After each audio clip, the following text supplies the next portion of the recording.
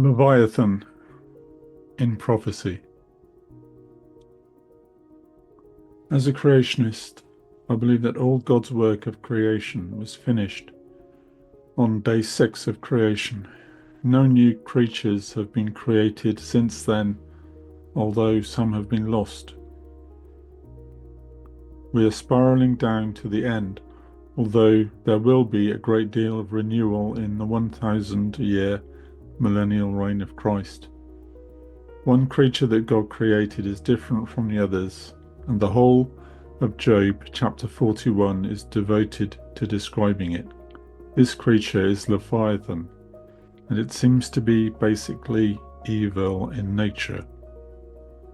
Job chapter 41 verses 33 to 34. Upon earth there is not his like, who is made without fear. He beholdeth all high things. He is a king over all the children of pride. The creature is a real physical creature and also a malevolent spiritual being, much like the serpent in the Garden of Eden. Physically, it is described in Job chapter 41 as an invincible dragon that lives in the sea and breathes fire. It can't be tamed or controlled. Spiritually, it's described as the king over all the proud. Interestingly, Satan's original sin was pride.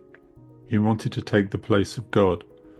In this sense, the Leviathan represents Satan, ruler of the proud and all who oppose the living God. The book of Enoch is quoted in the Epistle of Jude. Jude chapter 1 verses 14 to 15. And Enoch also, the seventh from Adam, prophesied of these, saying, Behold, the Lord cometh with 10,000 of his saints, to execute judgment upon all, and to convince all that are ungodly among them of all their ungodly deeds, which they have ungodly committed, and of all their hard speeches, which ungodly sinners have spoken against him.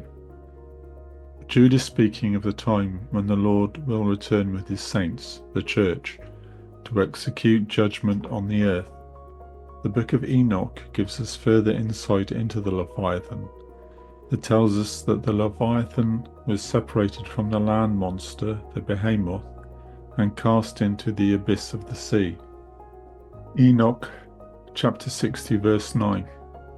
And I asked that other angel to show me the power of those monsters, how they were separated on one day and thrown, one into the depths of the sea, and the other onto the dry ground of the desert. And he said to me, Son of man, you here wish to know what is secret. Leviathan is somewhere in a deep ocean and is still influencing the world with its malevolent spirit. In the Bible, it seems to represent proud oppressors. In Psalm 74, there seems to be a connection between the monster in the sea and Pharaoh and his army, which was destroyed by the sea. Psalm 74 verse 13 to 14. Thou didst divide the sea by thy strength, thou breakest the heads of the dragons in the waters, thou breakest the heads of Leviathan in pieces, and gavest him to be meat to the people inhabiting the wilderness. By parting the Red Sea, providing deliverance for the people of Israel, and then destroying Pharaoh's army in the Red Sea, God demonstrated his power over the sea, over Leviathan, and all tyrants. However, the Bible makes it clear that the actual monster Leviathan is still alive and has not yet been destroyed. Psalm 104 verse 26. There go the ships, there is that Leviathan, whom thou hast made to play therein. So, right now, Leviathan is in the sea somewhere, but a day has been appointed for his destruction. As long as the proud rule on the earth, Leviathan will live, but when the Lord returns with his saints, Leviathan will be destroyed, and all the proud with him. Isaiah chapter 27 verse 1.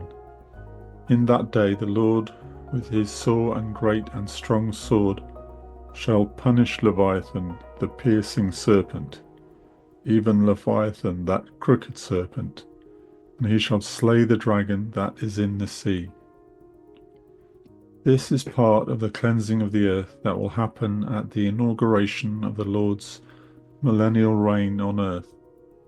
For now, though, I would expect to see more and more disruption in the ocean and among the creatures of the ocean as Leviathan starts to stir, knowing that his time is short. The curse on mankind started with the serpent in the Garden of Eden, and the reversal of the curse will begin with the destruction of Leviathan. So, thank you for listening. If you found this video interesting, you can find more information at prophecy-workshop.com.